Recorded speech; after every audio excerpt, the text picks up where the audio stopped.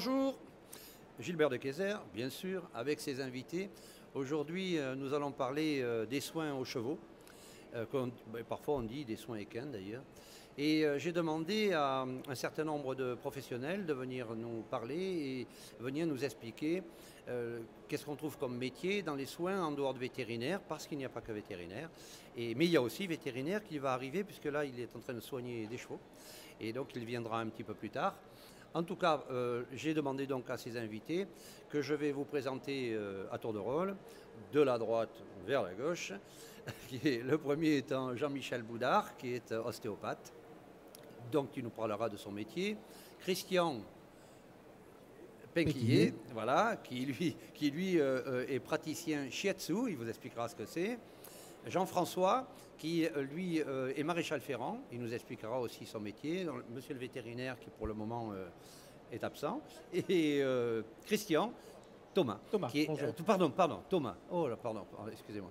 Thomas, qui est dentiste. Voilà, donc nous les retrouverons au fur et à mesure, ils nous expliqueront leur métier. On ne fera pas que ça, on va aussi parler des formations, on va parler des lois, puisqu'il y a des choses qui ont changé dans les 5 ou 10 ans qui viennent de passer, et donc on parlera de tout ça.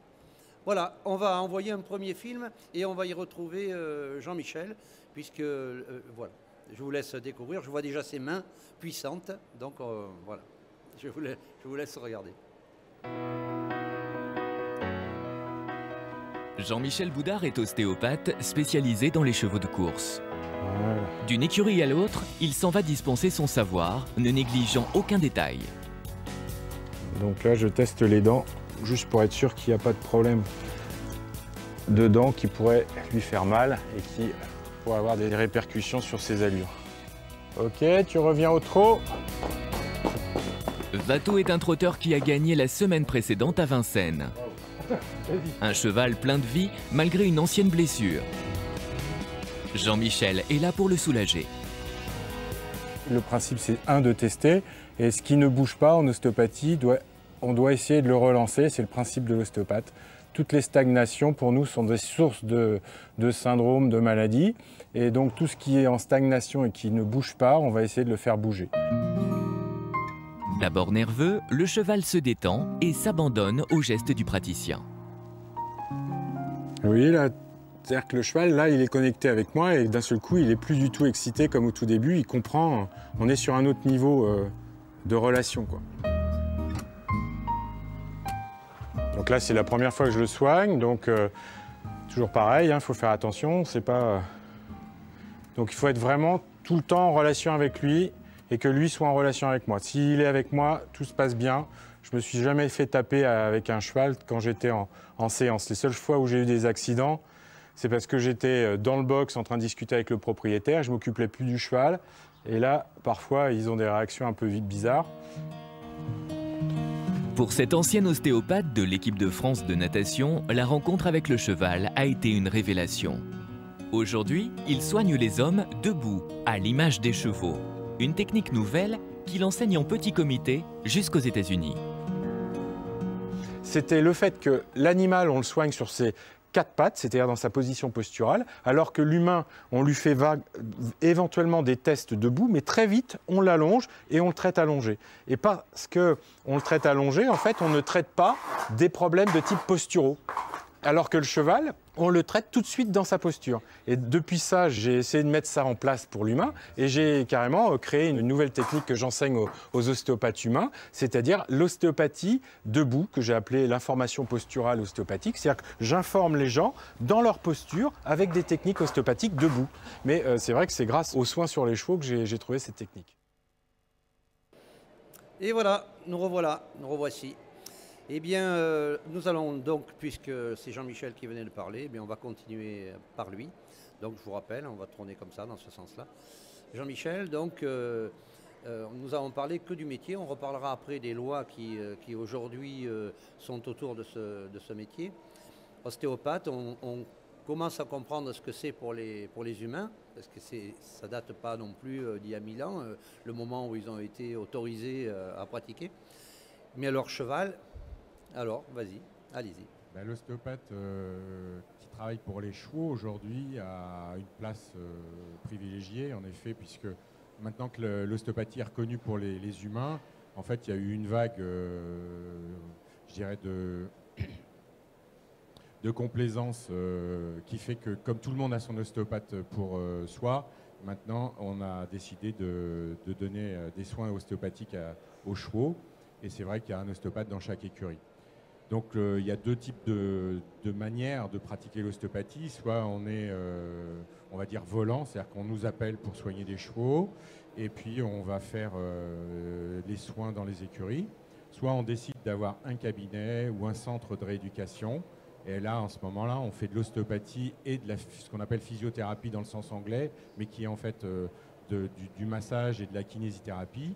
Et à ce moment-là, on va pouvoir prendre des chevaux en soins, en cure, et les rééduquer pour, par exemple, en post-traumatique, en post-chirurgical, ou dans des périodes tout simplement de désaturation. Je me rappelle. Oui, je me rappelle parce que j'étais soigné par un ostéopathe où on avait, dans la discussion que j'avais avec lui, était arrivée l'idée que on était vraiment en lien avec la tête. C'est-à-dire que si c'était pour un animal, l'animal, il ne sait pas que Jean-Michel Boudard est ostéopathe. Donc en réalité, que dire sur cela? J'imagine que vous parlez de l'effet placebo. Ah, oui, absolument. Voilà, bah, écoutez, je pense qu'aujourd'hui, on a largement dépassé tout ça. C'est-à-dire que, en effet, sur l'animal, l'effet placebo, j'y pense pas un instant. Quand on soigne des bébés, l'effet placebo non plus. Donc aujourd'hui, je pense que c'est pas raisonnable de parler de ça par rapport à l'ostéopathie. On a clairement prouvé que nos actes avaient un intérêt avec modification de la physiologie du cheval. Donc je pense qu'il vaut mieux aller plus de l'avant. Et aujourd'hui, l'ostéopathie, c'est un acte qui est beaucoup plus large que ce qu'on pouvait faire avant. À savoir qu'avant, on pensait que l'ostéopathie n'était que la mobilisation articulaire, ce qui se rapprochait du rebouteux. Maintenant, on sait que l'ostéopathie, et on le pratique depuis très longtemps, puisque c'est depuis 1870 que l'ostéopathie a été mise en place.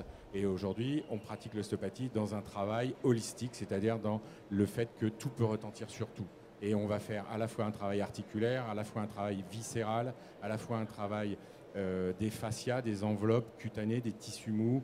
On va faire du massage, on va faire du crânien, on va faire du crânio-sacré, et on va faire même des libérations somato-émotionnelles. Donc, je veux dire, les techniques ostéopathiques ont énormément évolué depuis ces 10 dernières années.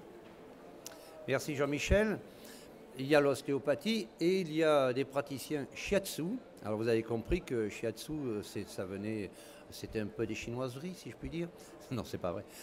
Nous allons donc demander à Christian, qui est responsable du syndicat d'ailleurs, c'est ça, syndicat du shiatsu? C'est ça, oui. On a créé également un syndicat des professionnels de shiatsu équin.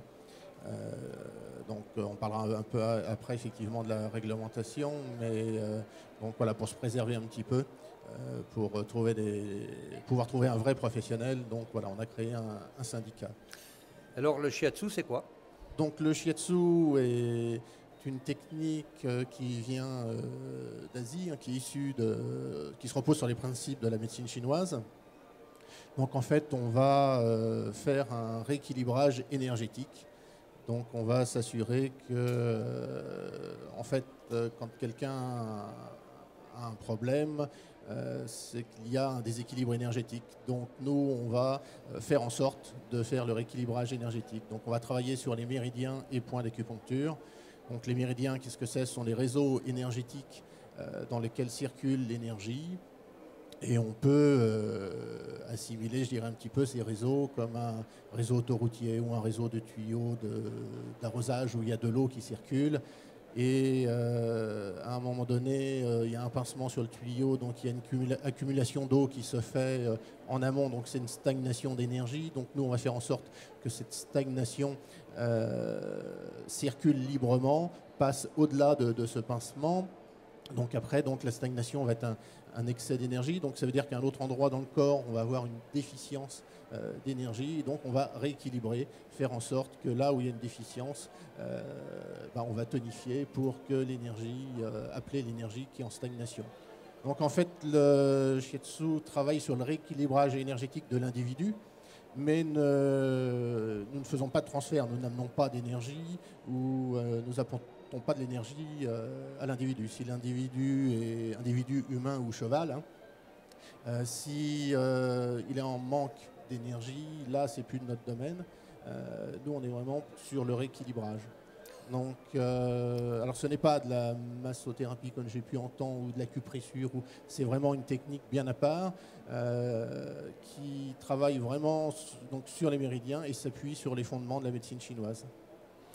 Merci. Donc nous reviendrons tout à l'heure sur l'ostéopathie et sur le shiatsu. Plus classique, on pourrait dire, parce que ça n'a pas posé problème, ça ne pose pas problème. C'est le maréchal Ferrand qui est inscrit dans les textes de loi du monde rural, du code rural d'ailleurs, depuis très longtemps.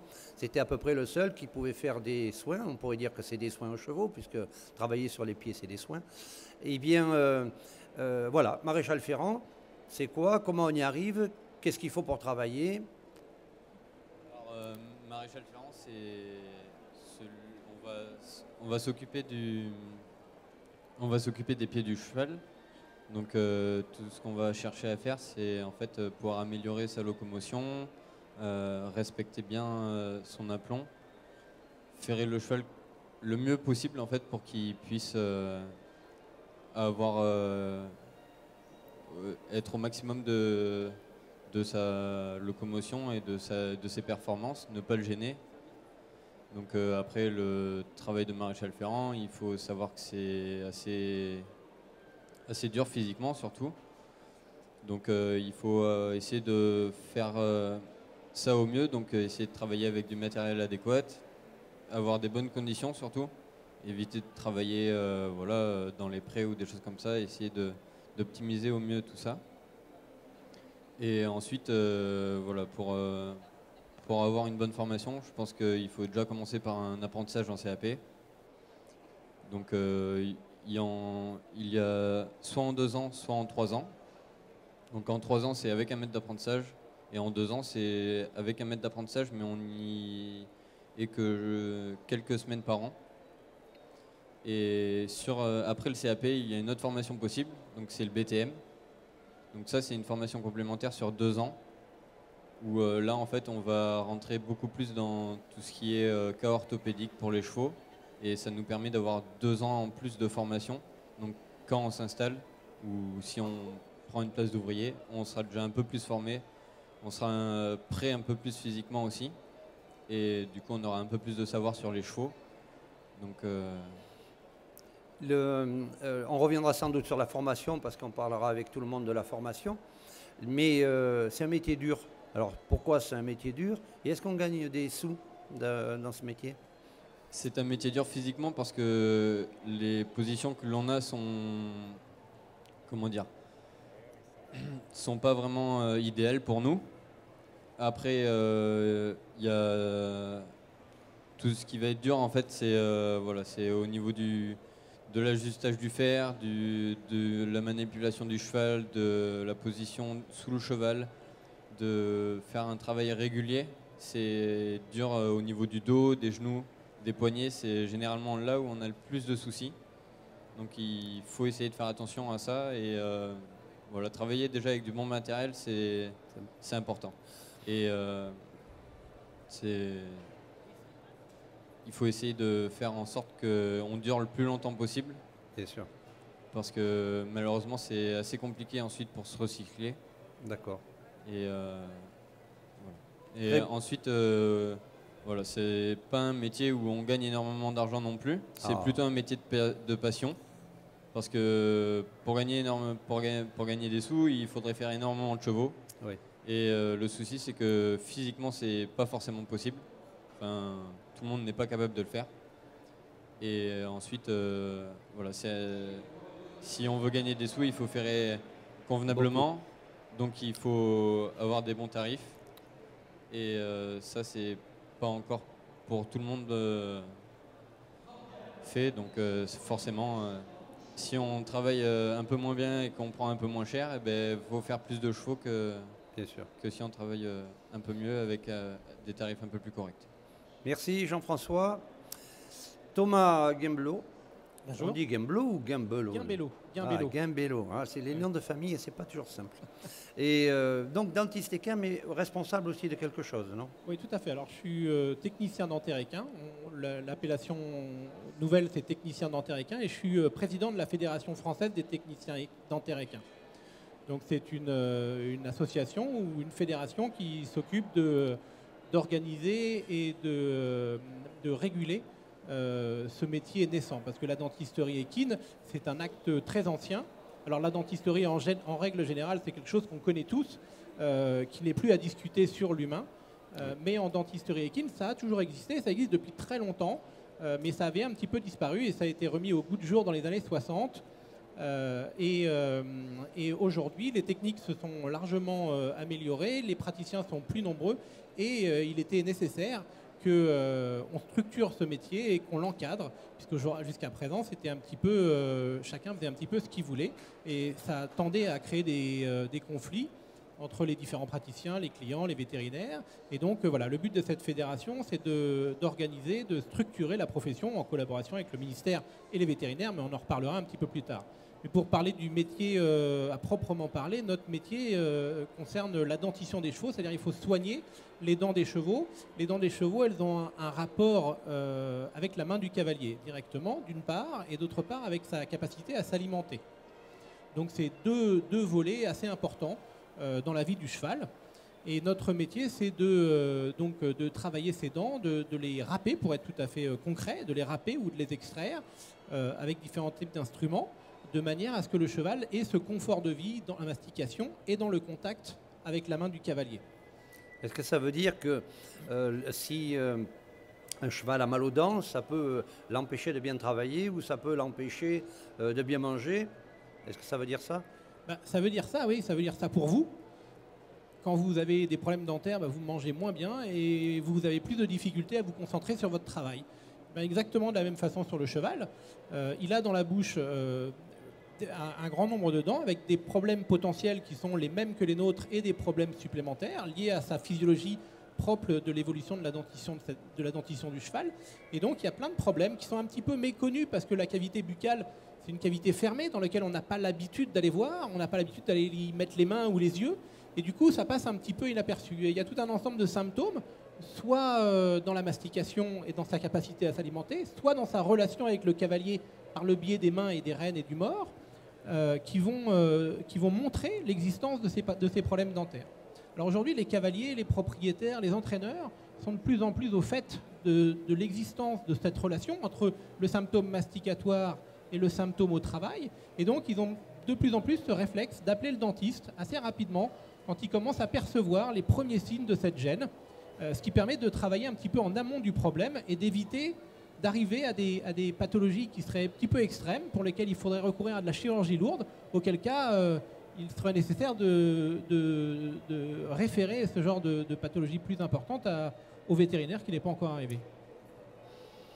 Oui, mais merci, on reparlera aussi du dentiste de la dentisterie.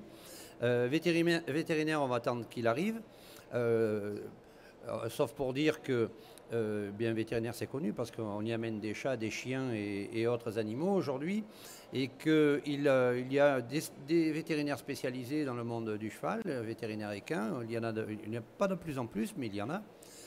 On attendra donc que monsieur le vétérinaire qui s'appelle Pierre-Louis Moore vienne nous parler de cela. Pour l'instant, on va lancer un film, alors ça va un peu redonder, comme disait ma grand-mère, sur le travail de la dentisterie, parce que c'est un petit film sur le dentiste. Donc voilà, si le maître technicien a compris qu'il fallait envoyer le film sur les dentistes, il a compris, mais c'est merveilleux.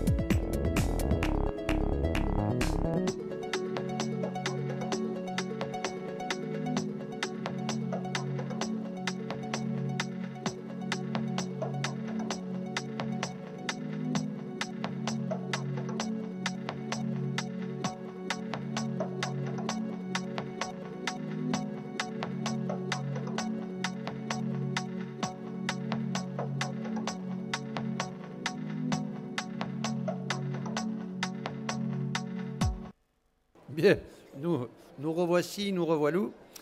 Nous allons refaire le tour, un petit tour de table. Et croyez bien que faire un tour de table sur une table triangulaire, c'est pas simple. Eh bien, on va quand même en faire le tour. On va quand même en faire le tour. Et je vais demander à Jean-Michel de nous parler, à tout le monde d'ailleurs, de formation et d'emploi. Donc formation, qu'est-ce qui existe comme formation dans l'ostéopathie?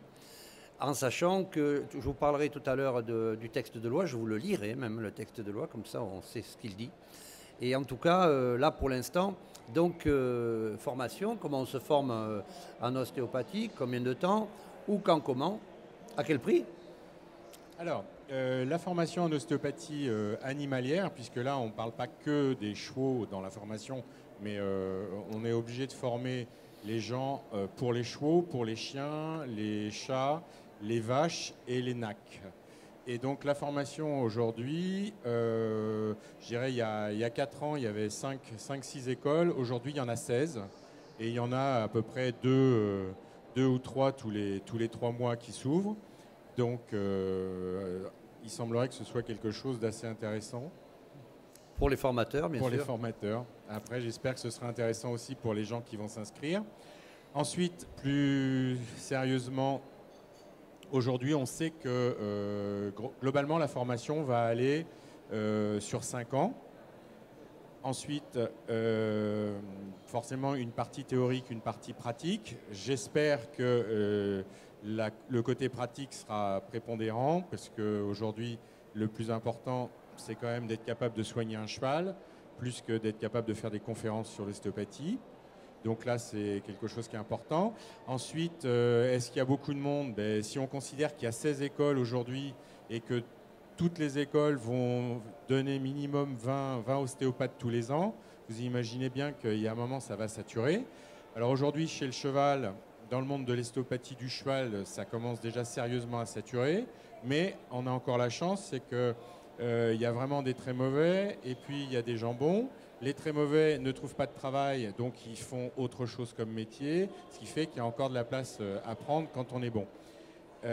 Ensuite, il y a toute une organisation possible, c'est-à-dire qu'aujourd'hui, pour les chiens par exemple, il y a assez peu d'ostéopathes. Pour les vaches, il y a aussi très peu d'ostéopathes. Et je pense qu'aujourd'hui, quelqu'un qui a décidé de faire de l'ostéopathie par passion a encore une place à prendre. Encore une fois, il faut viser le bon niveau. Donc, bien choisir son école. L'autre question, c'était? Eh bien, c'était cela, la question. C'était l'emploi et la formation. Après, l'emploi, peut-être. L'emploi, est-ce qu'on gagne? C'est important parce que tous les gens que je reçois dans le cadre de l'orientation professionnelle me posent la question, c'est surtout les parents qui posent la question, qu'est-ce qu'on gagne? Qu'est-ce qu'on gagne? Eh bien, écoutez, l'ostéopathie, comme je pense tous les métiers que l'on peut pratiquer, pour moi, c'est un métier de passion. Mais toujours pareil, si on est très demandé, on peut prendre un tarif tout à fait intéressant. Donc aujourd'hui, pour vous donner un panel, aujourd'hui, un ostéopathe peut prendre entre 20 € et 200 € la séance.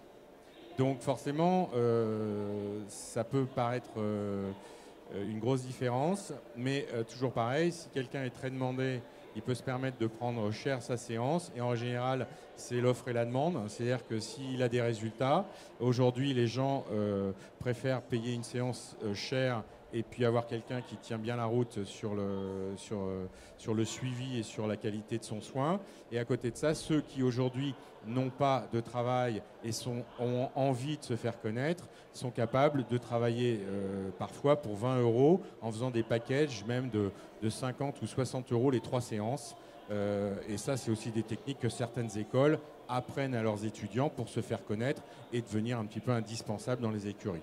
Donc, en effet, aujourd'hui, et je ne pense pas que le prix de la séance soit significatif par rapport au niveau de l'ostéopathe, mais en effet, si on veut faire du bon boulot et ne pas être obligé, comme le maréchal disait tout à l'heure, de faire beaucoup de chevaux pour gagner un minimum sa vie, il faut être capable de se donner un certain niveau pour prendre assez cher et à ce moment-là, être heureux d'aller travailler et de pouvoir gagner sa vie correctement. Et puis la deuxième chose aussi dans le monde des chevaux, et ça c'est bon pour tout le monde, c'est qu'il faut aussi s'assurer avec qui on travaille parce qu'il y a quand même beaucoup d'impayés aussi. Et ça, aux jeunes qui veulent faire ce métier, on a intérêt à juste expliquer les choses. C'est qu'aujourd'hui, il faut savoir chez qui on va travailler et être assez difficile dans le rapport, y compris le rapport à l'argent. Pourquoi? Parce que le sport national, c'est quand même de faire venir des gens, de les faire travailler, et puis après de dire bah, envoyez-moi votre facture et puis on vous réglera plus tard.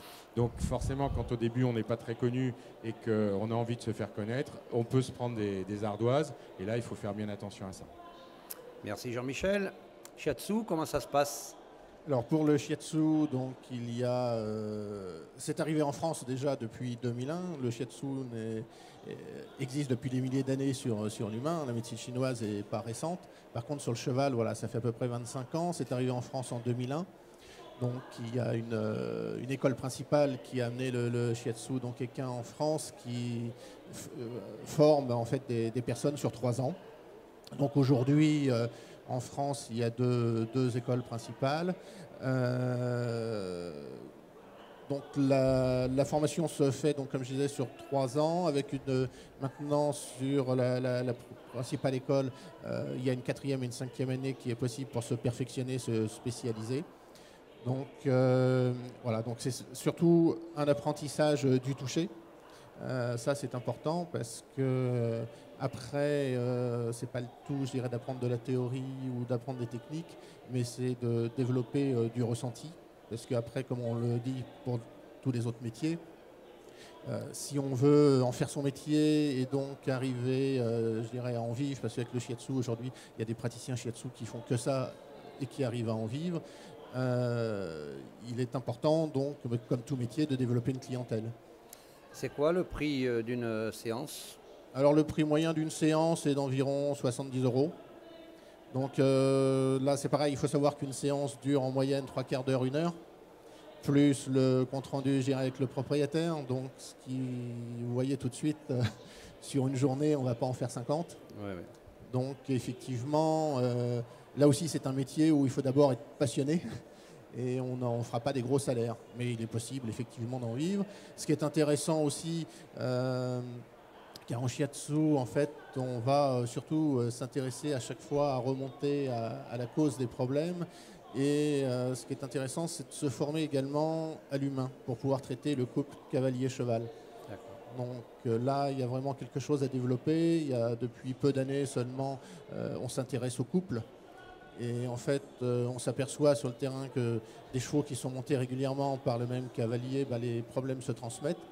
Donc il est important, je pense, pour l'avenir, pour un praticien, qui soit formé également à l'humain et d'être capable de traiter le couple cavalier-cheval. Ça peut être intéressant et une bonne démarche. D'accord, merci. On a déjà parlé un petit peu de la formation et de l'emploi chez les maréchaux ferrants. Peut-être quand même rajouter quelque chose peut-être sur le fait que pour pouvoir s'installer, il faut avoir un CAP. Et puis, qu'est-ce que ça gagne? Comment dire, le tarif d'une ferrure simple, donc 4 fers simples, on va dire que ça peut aller de 40 à 100 €. Oui. Et voilà, après c'est que ça dépend de la personne et du travail. Du travail qu'il y a à faire, sans doute. Et alors, je ne vais pas rentrer dans les détails techniques, on fait à chaud, on fait à froid, on fait à l'anglaise, on fait à la française. Alors, c'est quoi ferrer à la française ou à l'anglaise? Et est-ce qu'il y a un intérêt à ferrer à chaud ou à froid? Alors tout d'abord, ferrer à la française, c'est en fait on fait à 2, donc on a un teneur de pied et un maréchal en face. À l'anglaise, on est tout seul, donc on tient le pied entre nos jambes. L'avantage, c'est qu'à la française, généralement, on se fatigue un peu moins. Oui. Et à l'anglaise, un petit peu plus, mais c'est pareil. C'est que ça dépend des chevaux. Parce que les chevaux, une fois que... si c'est des chevaux qui sont habitués, qui travaillent, qui sont dans de bonnes conditions, ça se passe tout à fait bien. Et que ce soit à la française ou à l'anglaise, au niveau physique, ça revient à la même chose. Après, à chaud, à froid? Chaud, à froid, ça, comment dire, ça n'a pas vraiment d'importance en fait. En fait, c'est pas parce qu'on fait à froid qu'on va mal ferrer. C'est pas parce qu'on va faire à chaud qu'on va bien ferrer. D'accord. C'est toujours le même principe. Il faut être exigeant. Et si on veut faire du bon travail, il faut se donner les moyens, donc il faut le faire. Est-ce que ça venait pas, le ferrage à chaud, venait pas aussi du fait qu'autrefois, à partir d'un morceau de fer, un lopin, il fallait le faire. Oui. Oui, c'est pas facile la vie des fois. Et donc il fallait le construire, il fallait le tourner. Et là, la plupart des fers aujourd'hui qui sont vendus sont quasiment prêts à poser sur le pied, non? Alors déjà non, ils sont pas prêts à poser sur le pied, parce qu'il faut déjà qu'on les ajuste nous. Donc ça c'est quand même l'une des plus grosses parties de notre travail, parce que si on ajuste mal notre fer, le cheval il sera pas bien dans ses chaussures et ça revient comme pour nous. Si on n'est pas bien dans nos chaussures, ben on pourra pas courir, on pourra pas bien marcher. C'est simple. Et ensuite c'est juste un découlement de le cheval, s'il est pas bien dans ses chaussures, il va se faire mal au dos, il va avoir mal quelque part, il va compenser. Voilà. Du coup, ça c'est notre travail. Et en fait, les fers qui sont achetés maintenant, il faut d'abord les ajuster. Mais ce qu'il faut savoir, c'est que en France, on achète beaucoup de fer déjà tout fait et qu'on n'a plus qu'à ajuster. Mais dans d'autres pays, il faut savoir que les fers qui sont posés sur les chevaux il y a beaucoup de fers qui sont forgés. Ah oui. Voilà, ils les forgent le matin, ils vont les poser ensuite. D'accord. Donc faut savoir que, enfin voilà, ça se fait encore. C'était pas autrefois on forgeait les fers. Pardon. Ça se fait tout. Non, mais c'est que ça se fait toujours et il faut pas l'oublier. Ça fait partie de l'apprentissage et il faut continuer à le faire. Il y a énormément de gens qui forgent encore et qui forgeront toujours. C'est ce qui permet d'évoluer dans son travail. C'est la base, donc. Si la base n'est pas correcte, le reste ne peut pas suivre. Et dentiste alors? Formation, il y a des écoles, on se forme, on devient dentiste, il faut le faire avec un vieux dentiste. Alors, il y a et est-ce qu'on gagne? Alors, on va faire tout dans l'ordre. Alors, effectivement, jusqu'à il y a quelques années, il n'y avait pas d'école en France, donc ça se faisait beaucoup par compagnonnage, où des dentistes exerçant sur le terrain prenaient des apprentis et leur apprenaient leur métier, leurs petites astuces, de manière à ce qu'après ils prennent le relais en reprenant leur clientèle. Alors aujourd'hui, il y a différentes écoles qui sont ouvertes en France. Il y en a 4 ou 5 qui sont ouvertes sur le territoire français. Je ne pourrais pas aujourd'hui dire qu'elles correspondent vraiment à la formation qu'on espère pour les dentistes. Ces formations sont en général assez courtes en temps, elles présentent assez peu de pratique et elles donnent plus l'impression de surfer sur la mode du soin au cheval. Alors, elle présente quand même un intérêt, on ne va pas en dire que du mal, elle présente l'intérêt de mettre le pied à l'étrier à un certain nombre de praticiens qui auraient envie de personnes qui ont envie de s'intéresser à la dentisterie équine, mais qui n'en avaient pas la possibilité parce que le compagnonnage est très limité par le nombre de personnes qui acceptent des apprentis. Donc, elles ont quand même cet intérêt-là de mettre le pied à l'étrier, mais elles seront amenées à évoluer parce qu'aujourd'hui, on considère que les formations ne remplissent pas tous les critères qu'on pourrait exiger des compétences que doit avoir le dentiste équin. Donc il en existe 4 ou 5 sur le territoire français. Aucune d'entre elles ne peuvent se prévaloir d'un agrément ou d'une reconnaissance, ou même de délivrer un diplôme reconnu par l'État. Elles ne donnent un diplôme qui ne vaut que l'argent qu'on a dépensé pour l'avoir. C'est ça. C'est un diplôme privé, quoi. Un diplôme privé, voilà. Ouais, pour l'instant. Donc aujourd'hui, il en existe 4 ou 5. Elles seront amenées à se réformer profondément parce que dans l'avenir, dans les années et les mois qui viennent, il y aura des textes qui vont réglementer, mais on y viendra un petit peu après, qui vont réglementer les formations en France. Aujourd'hui, elles sont très courtes. Pour être tout à fait pratiques, elles sont entre 6 mois et 1 an, ce qui nous apparaît être trop court. Donc il en sort encore assez peu en France que les formations, le métier de dentiste, au contraire du métier d'ostéopathe, présente moins d'intérêt, enfin pas moins d'intérêt, mais en tout cas attire moins les gens. Il y a un aspect assez physique, et puis il y a un aspect un petit peu effrayant par le matériel que vous avez montré. Bien sûr. Et puis un aspect qui fait peur un petit peu, parce que la dentiste fait peur naturellement à beaucoup de gens déjà chez eux, donc ils n'ont pas forcément envie d'aller les pratiquer sur leur animal. Donc c'est vrai que ça attire moins de monde, mais il n'empêche que la multiplication du nombre d'écoles fait qu'il y a des praticiens qui sortent tous les ans, ils ne sont pas forcément bien formés. Et aujourd'hui, on n'arrive pas à un état de saturation du marché, même si c'est vrai que le marché a tendance à se tendre un petit peu, parce qu'il y a plus de praticiens. Aujourd'hui, on dénombre à peu près 350 praticiens qui exercent la dentisterie en France. Tous ne pratiquent pas cette dentisterie-là à plein temps. Beaucoup de gens ont des espèces de mi-temps qui partagent leur vie entre le fait d'être moniteur. Parfois même, ils sont ostéopathes et dentistes. Et ils font des activités jumelées, mixtes, disons. Oui, oui, oui. Un petit nombre d'entre eux, de ces praticiens, exercent à plein temps la dentisterie. Merci. Je vais vous lire, parce que ça me semble important et vous allez comprendre pourquoi. Je vais demander à Claude Lux de venir occuper le dernier siège. Il va nous parler. Alors, Claude Lux est un auteur prolixe, comme on dit chez nous, c'est-à-dire qu'il écrit beaucoup. Il est très spécialisé dans la randonnée, et puis c'est surtout Monsieur Truc. Donc il a truc et astuce. Monsieur Truc, truc et astuce. Il va nous parler tout de suite après qu'on aura fait le tour de ce dont je voudrais que vous nous causiez. Il nous parlera donc du dernier livre qui vient de sortir et qui justement traite de l'aspect vétérinaire. Je vous lis le texte rapide. Les techniciens dentaires justifiant de compétences adaptées définies par décret, autres que ceux répondant aux conditions du 7e intervenant sur des équidés pour des actes de dentisterie précisés par arrêté sous réserve de convenir avec un vétérinaire des conditions de leur intervention.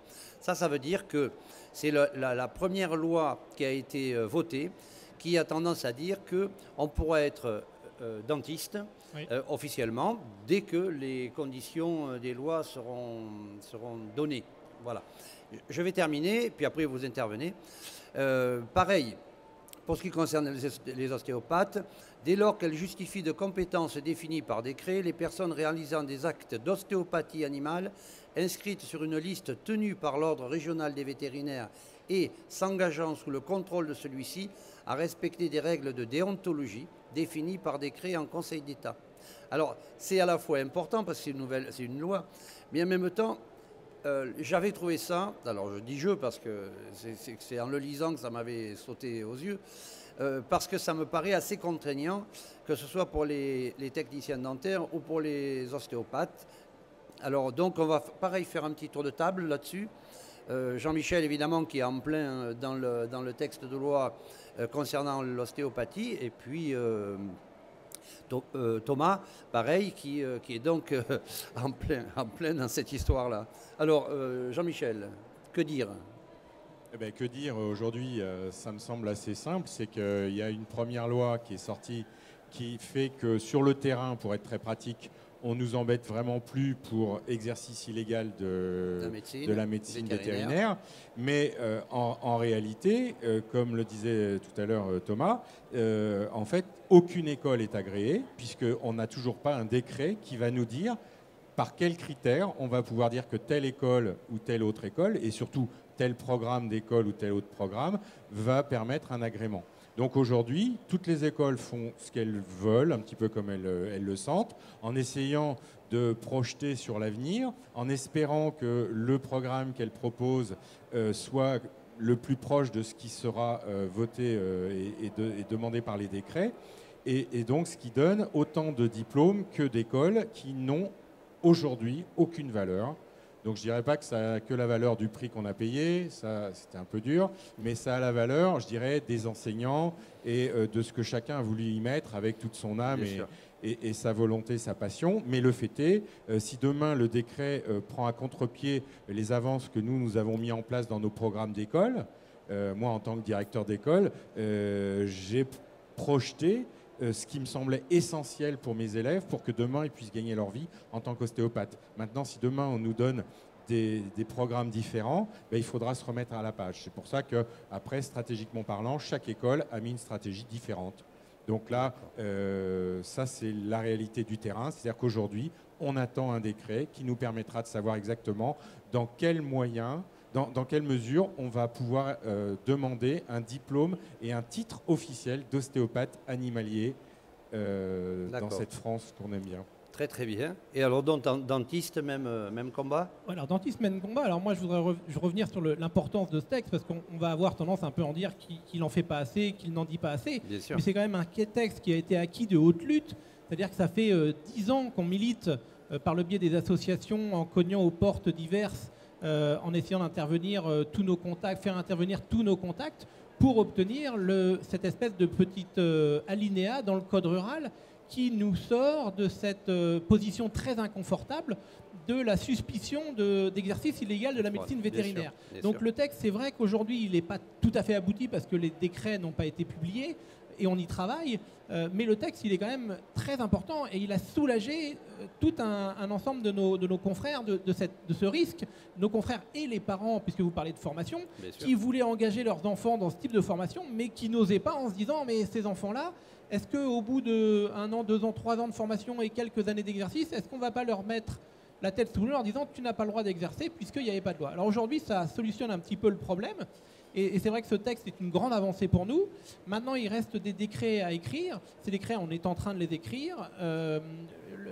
Ça traîne un petit peu au niveau de la publication des décrets, puisque le texte, aussi bien pour l'ostéopathie que pour la dentisterie, implique grosso modo 3 décrets.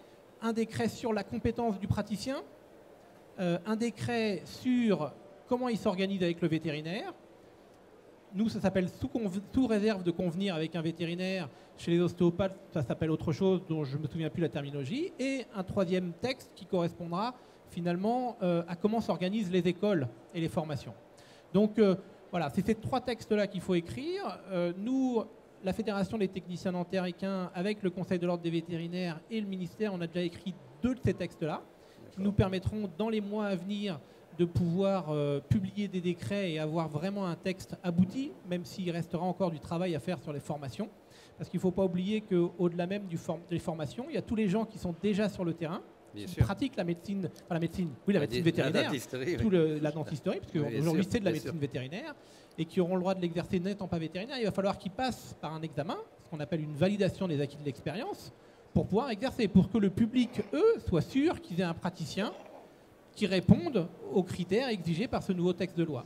Donc il y a encore tout un travail à faire pour régulariser ce métier, mais vraiment on est en train de travailler tant les ostéopathes que les dentistes pour réorganiser tout ça, faire en sorte que ça avance. Alors on espère que dans les mois à venir, la loi que vous avez citée là date de 2011, donc ça fait déjà 3 ans, donc on espère que dans les mois à venir, on aura un texte de loi abouti. Bien, on l'espère aussi, bien entendu. On va, je ne sais pas à qui il faut que je présente c'est pas facile, hein, je vous le dis, moi, la vie, moi. Hein. Ah, regardez, hop, hop, hop, je tourne. Voilà, là c'est parfait, impeccable. Donc, on ne voit pas apparaître évidemment le nom de Claude Lux parce que je ne l'avais pas donné, donc c'est malin. Mais il n'empêche qu'il est là, le Claude Lux. Et donc, il a cette particularité de s'attacher au truc. C'est un garçon très malin, qui a une acuité visuelle extrême, et donc il est capable de nous donner des trucs. Et il l'a fait avec un vétérinaire. Donc je lui donne la parole, et le micro marche, il n'y a plus qu'à parler. Donc Claude, il n'y a qu'à nous expliquer quel a été le travail avec le vétérinaire, et puis qu'est-ce que ça a donné ce livre. Oui, d'abord, merci de m'inviter, Gilbert. Alors, je présente peut-être un peu plus longuement. Je suis auteur d'une 50aine de livres sur les chevaux, aux éditions Vigo, qui sont spécialisées en hippologie. Je suis aussi directeur de collection. Donc, j'ai fait beaucoup de livres s'adressant aux cavaliers propriétaires, avec tout l'aspect pratique. Et là, cet ouvrage, on l'a écrit à 4 mains. Alors, j'ai choisi un ami qui est docteur vétérinaire spécialisé dans les chevaux et de longue date. Et je lui ai demandé de me lister les 100 appels les plus fréquents qu'il a pour des soins. Donc on a listé ça parce que, alors que quand le vétérinaire prescrit des soins, encore faut-il que le cavalier, le propriétaire du cheval, puisse les appliquer correctement pour qu'ils soient efficaces. Alors dans cet ouvrage, donc, on a pris les 100 soins les plus particuliers qui reviennent le plus fréquemment. On a décrit le soin, premièrement, et deuxièmement, il y a l'astuce du vétérinaire. Ce qui fait, on a décidé de ne pas faire un livre purement encyclopédique sur les soins aux chevaux. Là, il y en a plein les rayons. Mais ce sont vraiment les 100 choses les plus pratiques. Je prends un exemple. Quand le vétérinaire prescrit au cavalier de mettre des gouttes dans l'œil, d'un collyre dans l'œil du cheval parce qu'il a un problème. Bon, si les gouttes sont mal mises, ça ne sert à rien. Il y a des précautions à prendre. Il faut, 1, horizontaliser la tête du cheval pour que la goutte tombe à un côté. 2, si le cheval donne un coup de tête, il peut s'empaler, en fait, se taper l'œil dans le flacon. Donc, il y a des précautions à prendre, c'est décrit avec beaucoup de précision. Les dessins sont du célébrissime Yvan Benoît Gironnière, qui fait toujours des dessins pratiques. Et je pense que ce livre vraiment va trouver son j'allais dire, indispensabilité parmi tous les cavaliers propriétaires. Et va être très utile aussi aux vétérinaires, parce que quand le vétérinaire, comme je disais, prescrit un soin, faut-il encore qu'il soit correctement appliqué pour être efficace. Voilà, j'ai présenté l'ouvrage.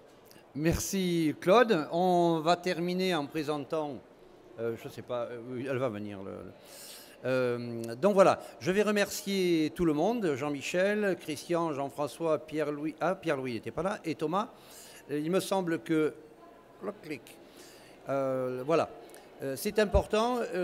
Bon, je vous présente ce livre parce que, même s'il est un petit peu vieux, parce que ça veut dire que je continue à m'intéresser au métier du cheval en général.